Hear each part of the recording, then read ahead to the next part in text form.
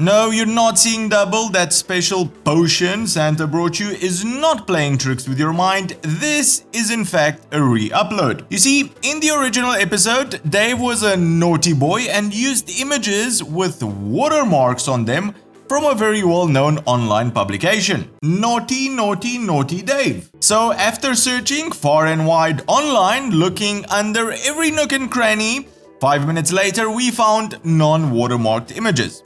So enjoy looking at what will most probably be BMW's new TransContinental. Oh, and I hope Santa brought you something really, really nice. Dave, people keep on asking what your opinion is on bikes and things, and maybe you should host one of these shows.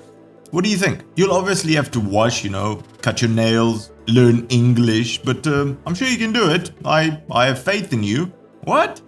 At 100,000 subs, you'll do it. You'll host a show. Okay, deal.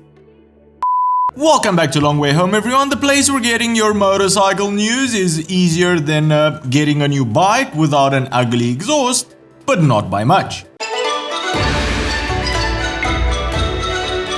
BMW TransContinental, a horrible sounding name, sounds like an 18-wheeler, but you will be hearing it a lot next year, since that's what BMW hopes to call their fully dressed long-distance R18 cruiser. BMW has applied for a patent, at least in Europe, for a motorcycle called TransContinental, and considering we've already seen spy shots of the fully dressed tourer earlier on this year, it's a pretty good guess this will be its launch name. Now, you may think this is just an R18 Bagger, which was launched a couple of months ago, full ride review in the description, with a fairing and some bags.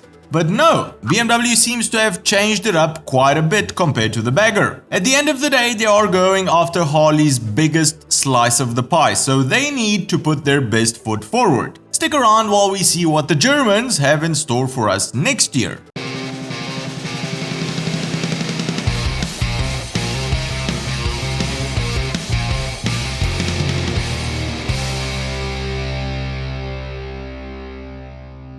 The TransContinental will be all about long-distance riding. The first thing that jumps out at you from the patent images or the spy shots is the massive handlebar-mounted fairing in the front. My main peeve while riding the R18 was the almost zero wind protection, especially with a flip-up helmet, which really limits your speed and distance. Calling this a highway rider would be the same as calling the Spice Girls a classic rock band. It's just not gonna happen. I'm doing 100 now. I don't really want to do more than that because I'm sort of acting like a parachute here.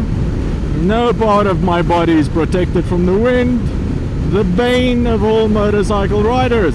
The fairing on the new cruiser serves two purposes. One is obviously the wind protection, and even if we only see a small windshield now, taller options will definitely be made available. The second purpose is to protect the very large dash and infotainment system. We can clearly see 4 analog dials, 2 large ones, most probably showing you speed and RPMs, while the 2 smaller ones could be a clock or whatever else the Germans conjure up. But below the analog dials is definitely BMW's large 10-inch TFT. This was just released on the 2021 1250 RT and comes with fully integrated map navigation. You can have it show just the important bike info, or have a third of it show you the navigation information, or turn the whole thing into one big navigator. No more need for a separate GPS device, cables, or other mounting hardware, since it also comes with a built-in phone holder that, wait for it, supports wireless charging. On the sides of the TFT we can see the bike's speakers, and the sound system should be the upgraded version 2.0 as BMW calls it, also newly released on the new RT. Moving down we can see that the fuel tank is now larger. I had no complaints about the range of the R18 Bagger, especially since it's not designed for long distances, but it wouldn't make the cut on a TransContinental, so I'm glad BMW has enlarged it. That's what she said. Towards the rear of the bike we can see hard panniers have been added. No idea as to their volume yet or if they can be removed or not, but I'm sure BMW will offer different options. One thing I have spotted, however, and that I'm over the moon about, is the fact that they seem to be top loading and not side loading like on the K1600. who wants their traditional tripe soup falling out every time you open the cases? One subtle change compared to the R18 Bagger seems to be the steeper steering head angle. This was one of the things I noticed during the R18 review. Not a deal breaker, just something you had to get used to. See, when it stops, its steering angle is very awkward, and obviously when it's stopped you'll feel all of its weight. It's a heavy bike, you can feel that it's a heavy bike. I'm not expecting a lot from its turning circle. Let's give it a try. Yeah.